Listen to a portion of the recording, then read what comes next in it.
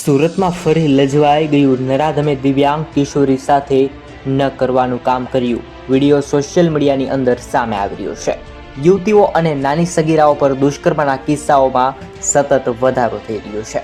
સુરતમાં મહિલાઓને છેડતી, બળાત્કાર અને નાની સગીરાઓ સાથે દુષ્કર્મના ઘણા બધા કિસ્સાઓ સાંભળી આવ્યા છે, પરંતુ હાલમાં આજે કિસ્સો સામે આવ્યો છે. ચકચાર કિસ્સો સામે આવી રહ્યો છે. વિડીયોના માધ્યમથી જોઈ શકાય છે કે ગોપીપુરમાં એક એપાર્ટમેન્ટમાં રહેતી દિવ્યાંગ કિશોરી સાથે જ એપાર્ટમેન્ટમાં 28 વર્ષીય વિરલ શાહે છેડતી કરી હોવાનું સામે આવી રહ્યું છે. આ વિડીયો ઘણો બધો વાયરલ થયો છે. અડફલા કરતા આ વ્યક્તિ